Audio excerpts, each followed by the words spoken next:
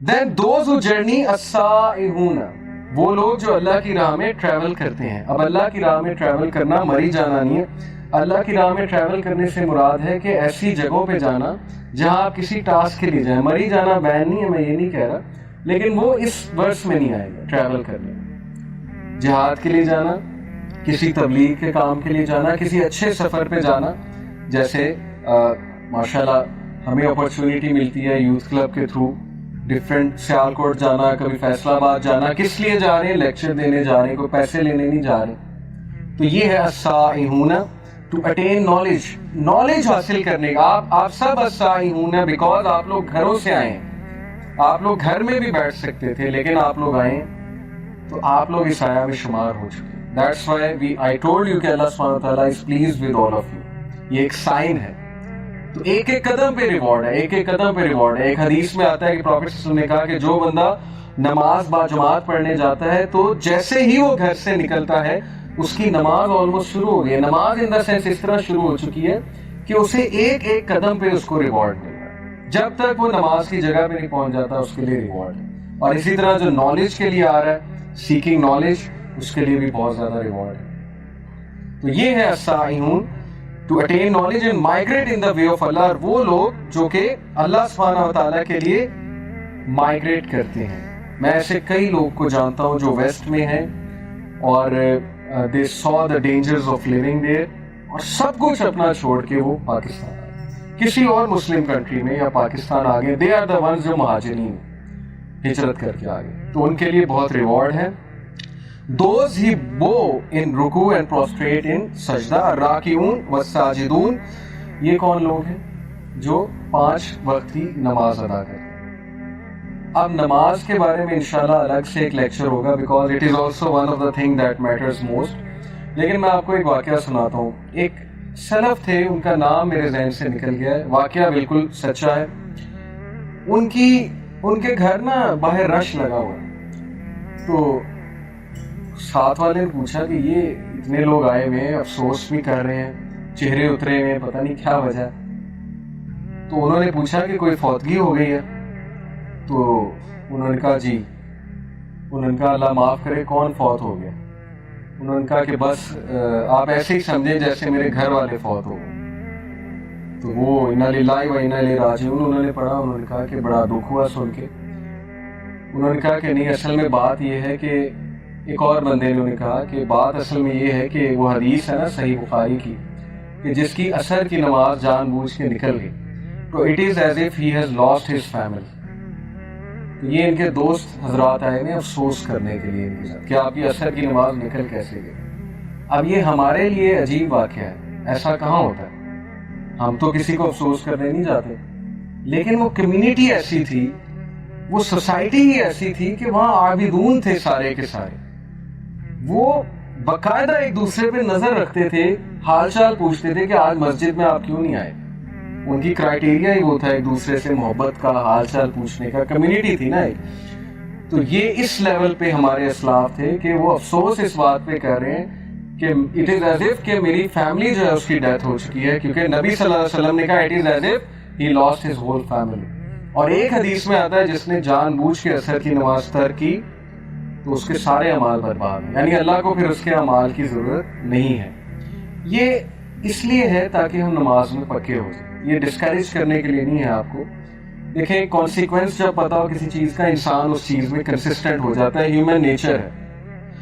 تو any way یہ وہ لوگ ہیں جو 5 وقت کی نماز کی حفاظت کرتے ہیں. اور حفاظت کرنے سے مراد بالکل اسی طرح ہے جس طرح آپ اپنی قیمتی ترین چیز کی حفاظت کرتے ہیں, تو نماز آپ کی قیمتی ترین چیز ہونی چاہیے. اور اس کی حفاظت سے مراد یہ ہے اس کو اول وقت پہ پڑھنا. کیونکہ پروفیٹ صلی اللہ علیہ وسلم سے جب ایک صحابی نے پوچھا تھا کہ یا رسول اللہ وچ از دا بیسٹ ڈیڈ, سب سے بہترین عمل کون سا ہے. اب پروفیٹ صلی اللہ علیہ وسلم یہ بھی کہہ سکتے تھے غریب کی مدد کرنا, یتیم کو کھانا کھلانا, کسی کے سر پہ ہاتھ رکھنا, کسی کو خوش کرنا. ہیومینٹی یہ بھی ہے, اس کا انکار تو نہیں ہے, لیکن یہ تو بہت بیسک ہے. تو پروفیٹ صلی اللہ علیہ وسلم نے کہا کہ اول وقت پہ نماز ادا کرنا یہ سب سے بہترین عمل ہے, افضل العمل, اول وقت پہ نماز ادا کرنا. اور پھر پوچھا پھر تو پروفیٹ صلی اللہ علیہ وسلم نے کہا کہ جہاد ان دا وے آف اللہ, اللہ کی راہ میں جہاد کرنا، اسٹرگل کرنا، اسٹرائیو کرنا. اور پھر پوچھا کہ اس کے بعد تو کہا being good to your parents, ماں باپ کے ساتھ حسن سلوک کرنا. تو جہاد میں دیکھیں بہت سی چیزیں آ جاتی ہیں، جیسے اس ورس میں بھی ہے نا کہ وہ اللہ کی راہ میں جاتے ہیں.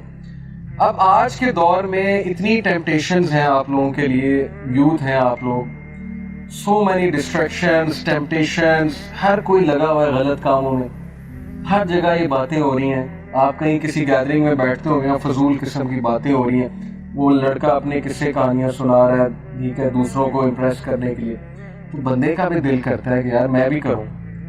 ٹی وی سیریز کی کئی بات ہو رہی ہے فضول قسم کی، بندے کا دل کرتا ہے میں بھی دیکھوں اس میں ہے کیا. لیکن جو ریزسٹ کر گیا اتنی ٹیمپٹیشنز کے باوجود، کسی نہ کسی طرح ریزسٹ کر گیا.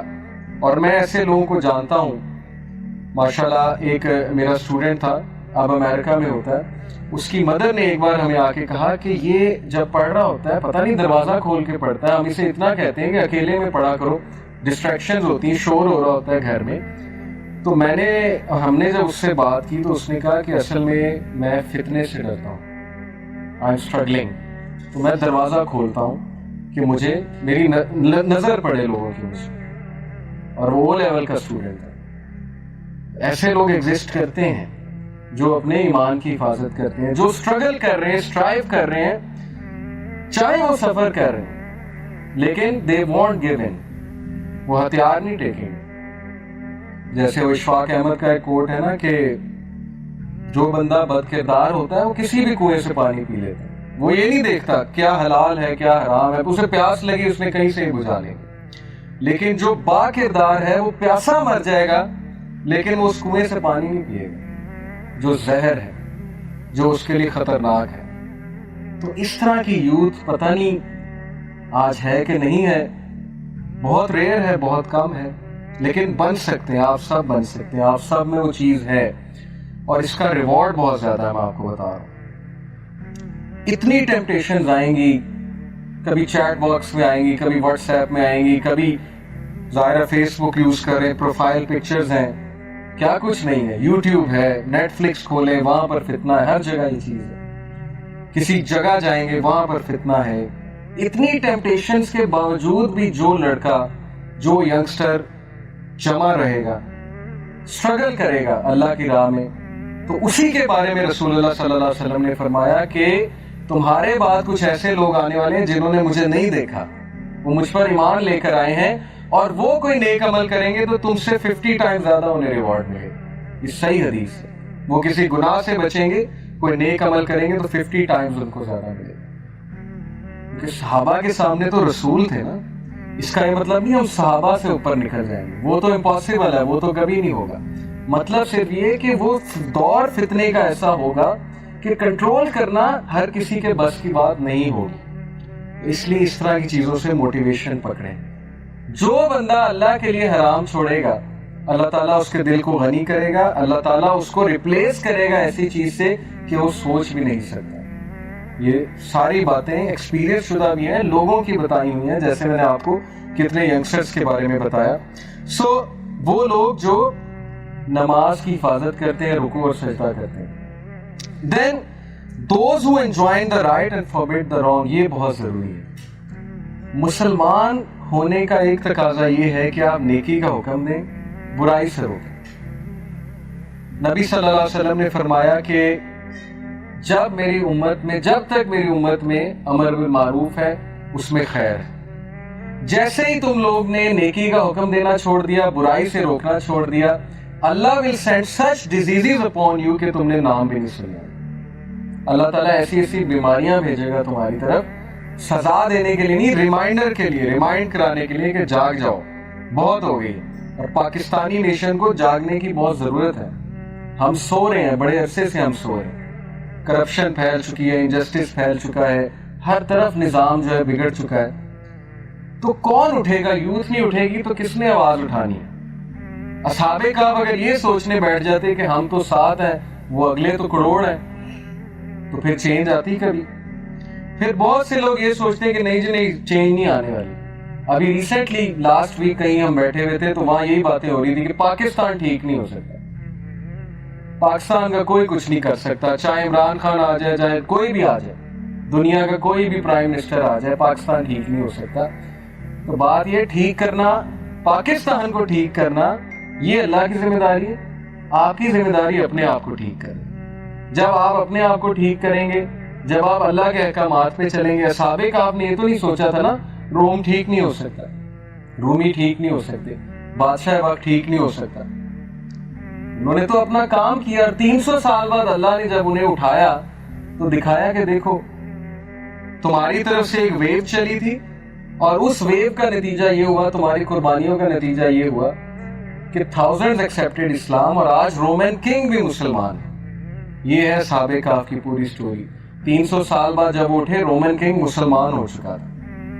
تو چینج، بڑے لیول پہ چینج لانا اللہ کا کام۔ ہمارا کام ہے کہ ہم جتنا کر سکتے ہیں ہم نے اتنی انپٹ دینی ہے۔ Better to light one small candle than to curse the darkness. Darkness کو تو ہر کوئی لان تان کرتا ہے، لیکن کینڈل کتنے لوگ جلاتے ہیں؟ اصل بات تو یہ ہے، کیا ہم ان میں سے بن جائیں گے جو ہر وقت بیٹھ کے لان تان کر رہے ہیں ہر ایک کو؟ کینڈل جلائیں، ایک چنگاری جلائیں، ایک لائٹ جلائیں۔ تو those who forbid the wrong and enjoin the right، جو کوئی بھی اچھائی کا حکم دے، برائی سے روکے گا۔ اب آپ یہ اپنے اسکول میں اپنے لیول پہ اپلائی کریں۔ جب آپ کسی کو بلی ہوتے دیکھیں، کسی کا مذاق اڑتے دیکھیں، آپ کو ترس آنا چاہیے اور آپ اس کا ساتھ دیں، بجائے کہ ان بلیز میں ہونے کے، بجائے کہ وہاں پہ تالی بجانے والے میں، بجائے کہ انجوائے کرنے والے میں۔ آپ کو چاہیے سٹینڈ لیں وہاں پہ کہ اس کو کیوں بلی کیا جا رہا ہے۔ آپ کو چاہیے اس مظلوم کا ساتھ دیں۔ یہ ہے وہ اسپرٹ جو مسلم امہ کا اسپرٹ تھا، which has died since long. That's why we are suffering. So enjoin the right and forbid the wrong and bring people from shirk towards the oneness of Allah. They establish the limits prescribed by Allah. اور lastly جو اللہ تعالیٰ نے بات کی، وَالْحَافِظُونَ لِحُدُودِ اللَّهِ، اللہ تعالیٰ کی حدود کو حفاظت کرنے والے، پامال کرنے والے نہیں، ان کی حفاظت کرنے والے۔ آپ کچھ حدیث آپ کو سناتا ہوں، اس ساری ورڈ سے ریلیٹڈ کچھ حدیث ہیں۔ المغیرہ ابن شعبہ reported the prophet peace be upon him would pray until his feet were swollen. عابدون، پروفٹ صلی اللہ علیہ وسلم نماز ادا کیا کرتے تھے یہاں تک کہ ان کے فیٹ سویل کر جاتے تھے۔ It was said to him, why do you do this when Allah has forgiven your past and future sins؟ آپ ایسا کیوں کرتے ہیں؟ اللہ نے تو آپ کے گناہ معاف کر دیے سارے۔ He said, shall I not be a grateful servant؟ کیا میں شکر گزار بندہ نہ بنوں؟ نماز کا فلسفہ سمجھیں اس حدیث سے۔